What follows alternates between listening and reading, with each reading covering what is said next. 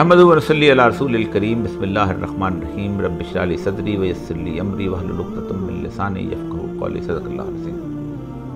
मौजूद ख़वातीन हज़रात, आज एक बहुत संजीदा मौजू पर गुफ्तगू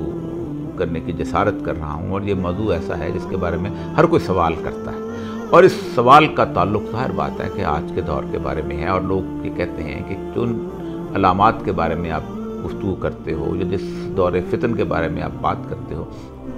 क्या वो दौर फितन जो है वो वाकई आज का दौर है, और क्या हम क़यामत के नज़दीकी ज़माने में दाखिल हो चुके हैं? और अगर ऐसा है तो फिर आपको ख़बर किसने दी है? कुरान पाक में तो अल्लाह ताला जो है बड़े वाज़ेह तौर पर फरमाते हैं कि वयक़ूलून मता हाज़ल वाद इन कुंतुम सादिकीन। ये लोग जो कहते हैं कि क्यों नहीं बताते हो कि कब आएगी वो घड़ी, अगर तुम सच्चे हो तो बताओ। कुल इन्नमल इल्मु इंदल्लाह, ए नबी इनसे बता दीजिएगा कि इसका इल्म सिर्फ अल्लाह के पास है। व इन्नमा अना नज़ीरुम मुबीन, मैं तो एक खुला खुला डराने वाला हूँ। लेकिन उसके बावजूद भी अल्लाह ने अगर वक्त का तयन नहीं बताया, सैयदुल अंबिया सल्लल्लाहु अलैहि वसल्लम ने भी वक्त के बारे में मुकम्मल तौर पर नहीं बताया, फरमाया इसका इल्म सिर्फ अल्लाह को है, लेकिन इशारे और अलामात इतनी ज़्यादा दी ताकि हम उस दौर के फितनों से आगाह हो सकें। क्योंकि आप सल्लल्लाहु अलैहि वसल्लम की एक हदीस है, आपने फरमाया कि क़यामत के नज़दीक फितनों से वही बचेगा जिसको फितनों का इल्म होगा। इसीलिए एक तवील अरसे से मैं इसी बात की तरफ निशानदेही करता हूँ कि हमें फितनों का अंदाज़ा होना चाहिए। लेकिन आज जिस मौजू को हम पे गुफ्तगू करना चले हैं वो ये है कि क्या इस उम्मत मुसलमा की उम्र जो है उसके मुताबिक, जो उसकी तरतीब दी गई है उसके मुताबिक, क्या हम उस दौर फितन में दाखिल हो गए हैं या नहीं। यहूदियों को बहुत ज़्यादा नाज था कि वो आदात की बहुत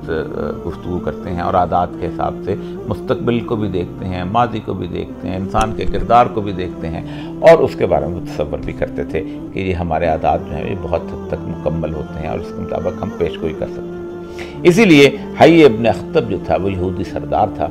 उसने आप सल्लल्लाहु अलैहि वसल्लम के जो ऊपर कुरान पाक नाज़िल हुआ तो उसमें अलिफ लाम मीम के जब उसने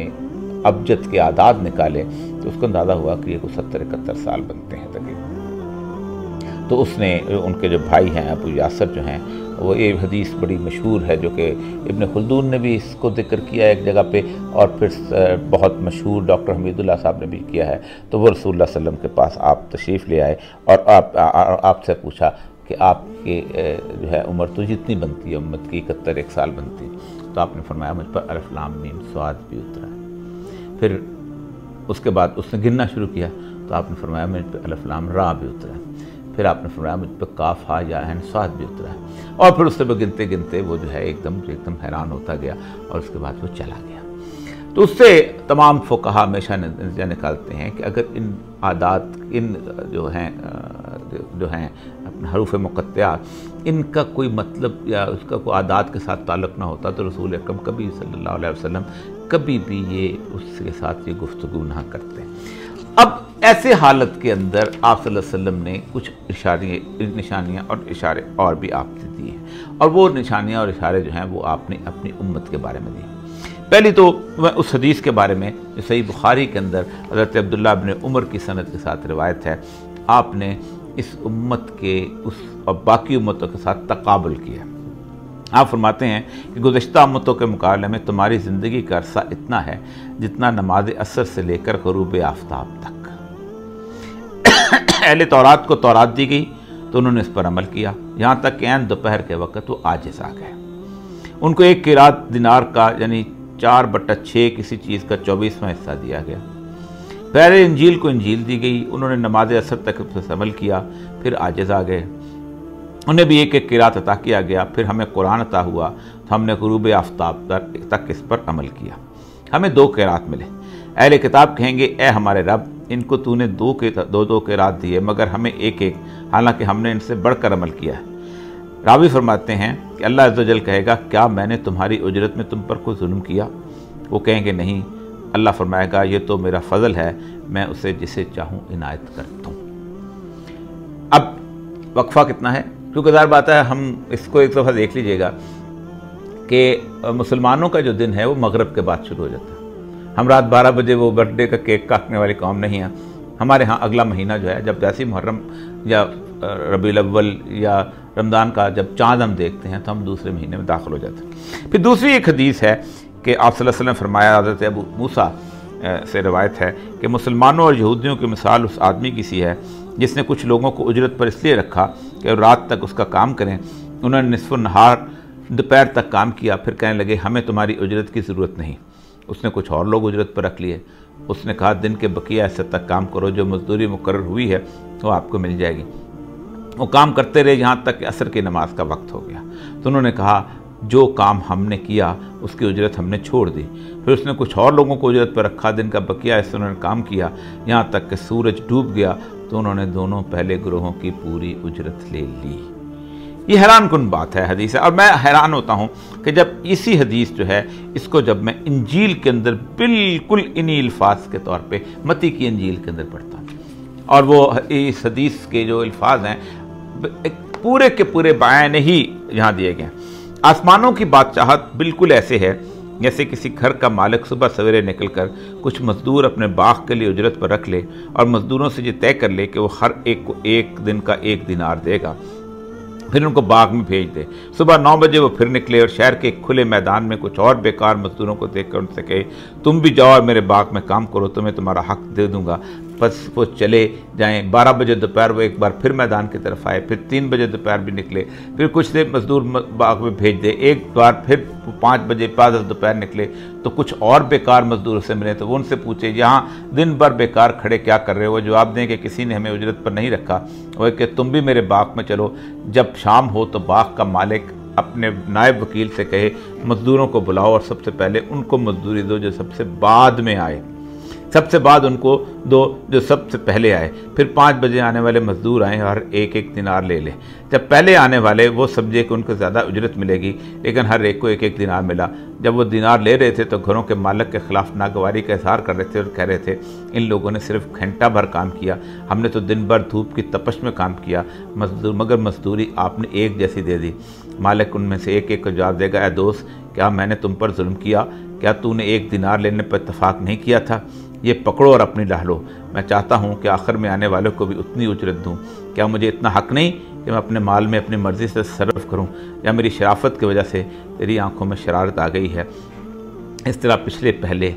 اور پہلے پچھلے بن جائیں گے۔ یہ اس کیفیت کا ذکر ہے متی کی انجیل کے اندر کہ جس کے اندر یہ صورتحال پیدا ہوئی ہے۔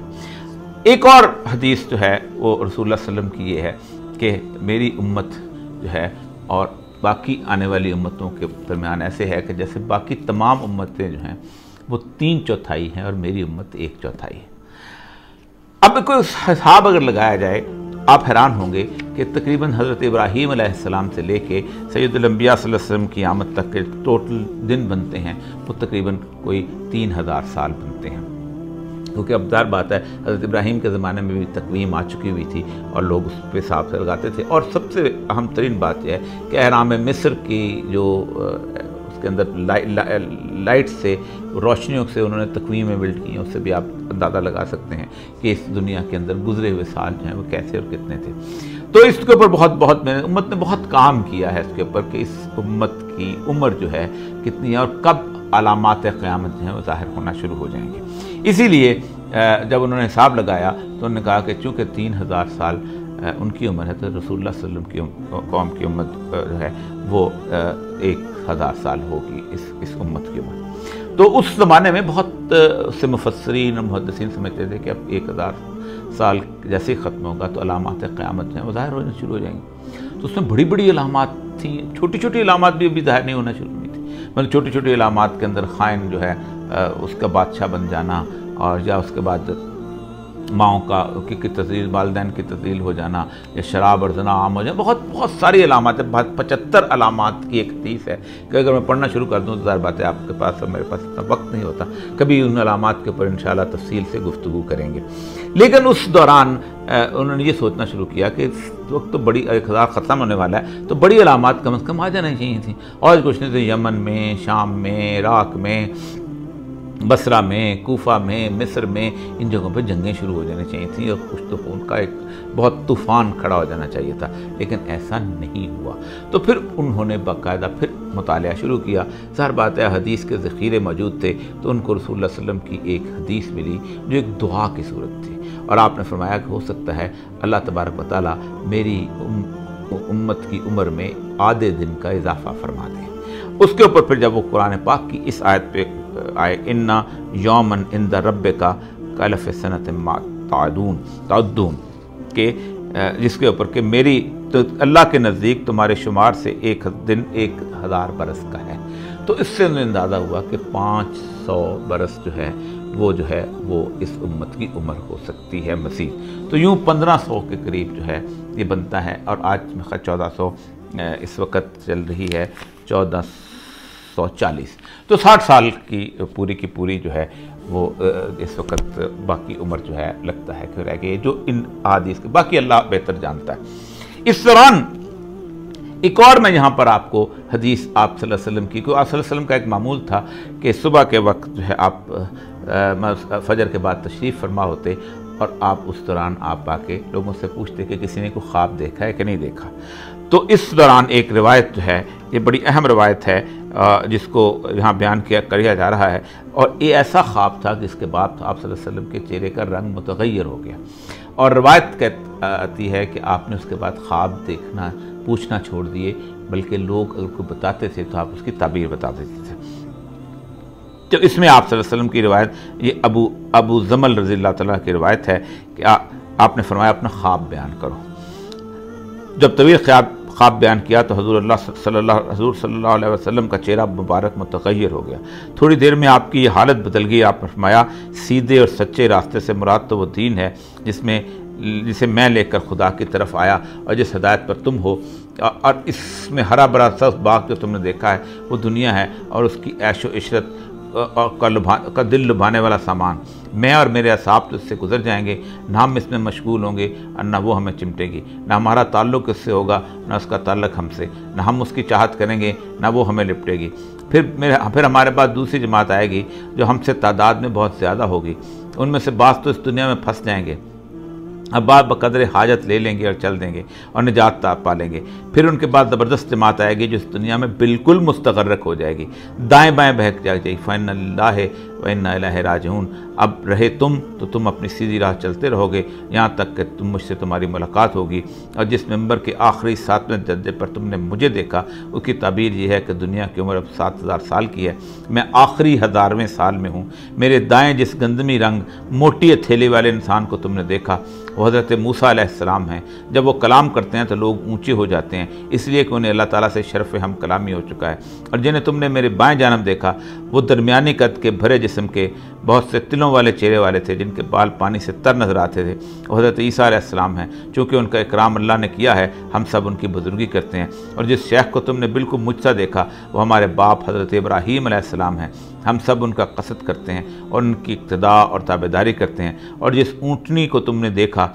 मैं उसे खड़ी कर रहा हूँ, इससे मुराद क़यामत है जो मेरी उम्मत पर कायम होगी। ना मेरे बाद कोई नबी आएगा ना मेरी उम्मत के बाद कोई उम्मत है। फरमाते हैं कि इसके बाद रसूलुल्लाह ने ये पूछना छोड़ दिया कि किसी ने ख्वाब देखा है। हाँ, अगर कोई शख्स अपना ख्वाब बयान कर दे तो हुज़ूर नबी सल्लल्लाहु अलैहि वसल्लम ताबीर फरमाते थे। ये 1000 साल का, हाँ, इस हदीस से आपकी बात ख़ास तौर पर बड़ी वजाहत से आ गई। और आधा दिन, अब 1500 साल की सूरत हाल रह गई। इस दौरान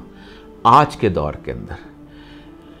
जितनी भी अलामात हैं, आज से बहुत अरसा पहले लोग हमसे सवाल किया करते थे, उलमाए उम्मत सवाल किया करते थे, और भी लोग सवाल बहस किया करते थे। हर बात है, जानने वाले लोग सब लोग इल्म की तलाश में थे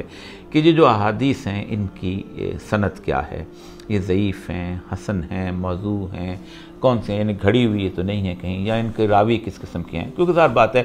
अहादीस का फ़न मुसलमानों के दरमियान वो वाहिद फ़न है कि जिसके बारे में मुसलमानों ने बहुत ज़्यादा एहतियात की। आप ख़ुद सोचें कि गीबत कितनी बुरी चीज़ है, लेकिन तमाम जर व तादील की किताबें हैं ये बुनियादी तौर पर गीबत हैं कि फ़लाँ आदमी जो है उसमें अंदर ये बुराई है इसलिए उसकी हदीस न लो, फ़लाँ आदमी जो है वो इस तरह की नज़रियात रखता है इसकी हदीस न लो, फ़लाँ आदमी जो है वो इस طرح کے معاملات کے اندر اچھا نہیں ہے، اس لیے اس کی حدیث نہ لو۔ یہ احتیاط اس لیے کی گئی کہ رسول اللہ صلی اللہ علیہ وسلم کی کسی ایک حدیث کے بارے میں بھی لوگوں کو شک نہ گزرے، یہاں تک کہ بہت بڑے لوگوں نے کتابیں جمع کی جو موضوعات کے نام پہ تھیں۔ مثلا جو سب سے مشہور کتاب ہے وہ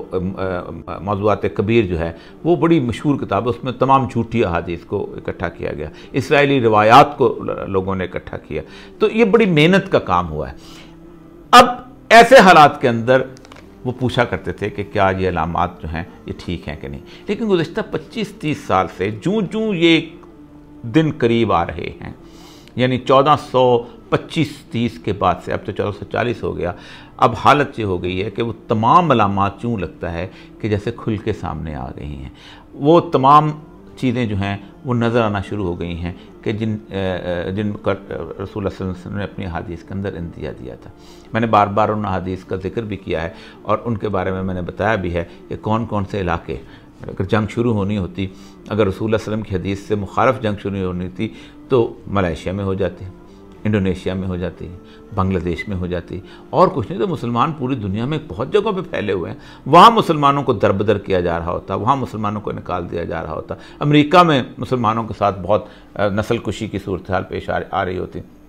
یہاں تک کہ کتنے مظلوم اور محکوم رہے ہیں مسلمان جو ہیں تاجکستان میں، ازبکستان، جس کو ماوراء النہر کہا جاتا ہے، جس سے آخری زمانے میں ایک لشکر نکلے گا، ایک لشکر خراسان سے نکلے گا اور ایک لشکر جو ہے وہ ماوراء النہر سے بھی نکلے گا، جسے چیچنیا کا علاقہ کہا جاتا ہے، اور جسے جیسے تاجکستان اور ازبکستان اور کرغزستان کا علاقہ، یہاں سے بھی ایک لشکر امام مہدی کی اس کے نصرت کے لیے نکلے۔ اس وقت جو حالات بن رہے ہیں،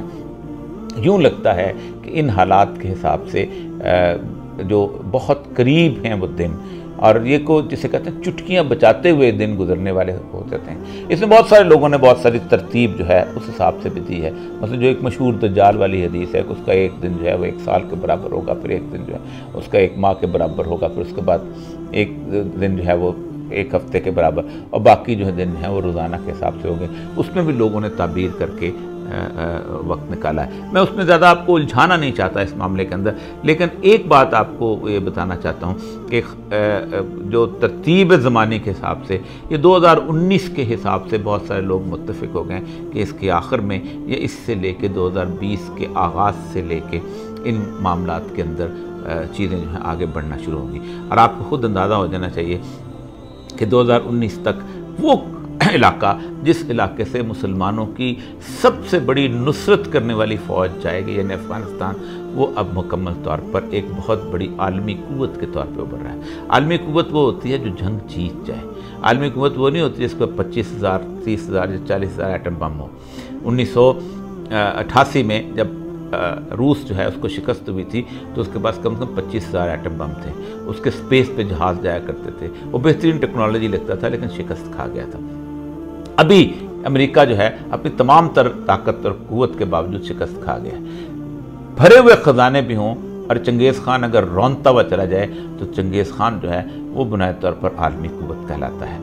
شاندار قسم کی رومن امپائر ہو لیکن ہنی بال جو ہے وہ وہاں سے اٹھے افریقہ کے اور رونتا ہوا چلے جائے تو وہ عالمی قوت ہوتا ہے۔ تو ایک عالمی قوت کے طور پر اٹھ رہے ہیں۔ یہی وہ خراسان کے لوگ ہیں جنہوں نے سیدنا امام مہدی کی نصرت کرنی ہے وہاں پر جا کے، کیونکہ مدینہ سے بھی امام مہدی جو ہے حالات خراب ہونے کی وجہ سے مکہ آ چکے ہوں گے، کیونکہ آپ صلی اللہ علیہ وسلم نے بتایا کہ جب بیت المقدس آباد ہوگا تو مدینہ ویران ہو جائے گا۔ تو ایک عالمی قوت آج نہیں تو کل، کل نہیں تو پرسوں آپ کے سامنے بڑی واضح طور پر نکل کے سامنے آ جائے گی، اور وہی وہ قوت ہے کہ جس نے وہاں سے بیٹھ کے لشکر روانہ کرنا ہے ہند کے لیے، وہی وہ قوت ہے جس کے جھنڈے جب بیت المقدس میں گاڑ دیے جائیں گے تو ان کو کوئی روکنے والا نہیں ہوگا۔ اس حالات کے مطابق جو لوگ کچھ لوگ تعبیریں کرتے ہیں کہ یہ جنگ جو ہے بہت بڑی جنگ، اب جو بڑی جنگ سب سے بڑی ملامت الکبریٰ ہونی ہے وہ یثرب کی ویرانی کے بعد، جو کیونکہ یثرب کی ویرانی کے بارے میں آپ صلی اللہ علیہ وسلم نے جو واقعہ بتایا وہ یہ ہے کہ کسی ایک بادشاہ کے مرنے کے اوپر اختلاف ہوگا اور پھر اس کے بعد پھر حج رک جائے گا اور پھر قتل و غارت شروع ہو جائے گی اور سعودی عرب کے اندر وہ حالات پیدا ہونے ہیں، اور اس کے بعد منا کا قتل عام ہوگا۔ اس کے ساتھ ہی سب سے اہم ترین جو بڑی جنگ ہوگی جو کہ اہل روم جو ہیں 80 جھنڈے لے کے آئیں گے، ہر جھنڈے کے نیچے 12,000 فوجی ہوں گے، یعنی 9,60,000 کے قریب فوجی ہوں گے۔ اہل روم لڑیں گے اہل عرب کے ساتھ، اور وامک اور آماک جو ہے وہ شام کا علاقہ جو ہے، جو اگر آپ کبھی چلے جائیں جرابلس چلے جائیں تو اس کی پہاڑی کے اوپر کھڑے ہو کے آپ دیکھیں تو آپ کو سامنے بڑا سا میدان نظر آئے گا۔ تو یہ جنگ جو ہے منٹوں میں ختم ہونے والی جنگ ہوگی، کیونکہ ظاہر بات ہے کہ وہ جنگ ایسی ہی نظر آئے۔ اس کے بعد سیدنا امام مہدی کا لشکر نے اٹھنا ہے، اور پھر اس کے بعد آگے بہت سارے علامات ہیں، اور یہ کچھ زیادہ دیر کی بات نہیں لگے گی، کیونکہ اب جنگیں جو ہیں وہ لمبی چلنے والی نظر نہیں آتی جس طرح کہ دنیا کے خاتمے کے حساب سے چلتی چلی جا رہی ہیں۔ تو اس کے بعد وہاں پر جب حکومت قائم ہوگی، اور وہ جب حکومت قائم ہوگی تو پھر وہ حکومت جو ہے پوری دنیا کے اندر اسلام کے غلبے کے لیے جدوجہد کرے گی، اور آخری جو شہر فتح ہونا ہے وہ قسطنطنیہ ہے، کیونکہ یوں لگتا ہے کہ اس پوری جنگ کے اندر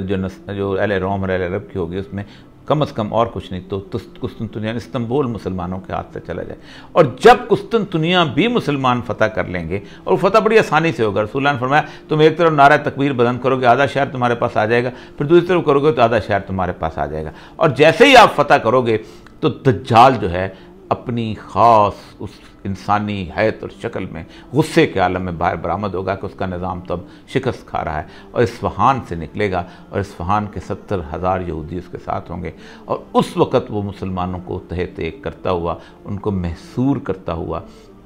دمشق میں محصور کر دے گا، اور جب دمشق میں محصور کر دیا جائے گا تو اس وقت صبح کا وقت ہوگا، اذان ابا کی دی جا چکی ہوگی، مسلمانوں کا خلیفہ ان کے درمیان موجود ہوگا، تو سیدنا عیسیٰ علیہ السلام واپس آئیں گے۔ کیوں آئیں گے، کس لیے بھیجا جائے گا، اس کے بارے میں بہت تفصیل سے انشاءاللہ گفتگو کریں گے، لیکن وہ وقت ہوگا کہ جب دجال جو ہے اس کے مقابلے کے لیے سیدنا عیسیٰ کو بھیجا جائے گا، اور وہ آخری لڑائی اس طرح کی ہوگی کہ آپ کو دیکھتے ہی وہ نمک کی طرح پگھلنا شروع ہو جائے گا۔ اس کے بارے میں جو اندازہ کرتے ہیں لوگ آپ کی حروف مقطعات کو دیکھ کے، رسول اللہ کی حدیث کو دیکھ کے، قرآن پاک کی آیات کو دیکھ کے یہ اندازہ ہے، باقی علم صرف اللہ کو ہے کہ یہ واقعہ جو ہے حضرت مسیح کی آمد کا یہ 2032-36 کے ارد گرد تقریباً یہ آ جائے گا، اور اس وقت تک یہ سب کچھ جنگیں جو ہیں یہ مکمل ہو کے جائیں گی۔ اللہ تعالیٰ ہمیں اس دور فتن میں حق کی پہچان عطا فرمائے، حق کے ساتھ رہنے کی توفیق عطا فرمائے، اور جو بات اس میرے معلوم ہے اس میں غلط ہوئی ہے اللہ تعالیٰ میرے اور آپ کے ذہنوں سے محو کر دے، اور جو بات اس میں حق سچ ہے اللہ تعالیٰ ہمیں اس کو سمجھنے کی توفیق عطا فرمائے۔ آخر دعوانا الحمدللہ۔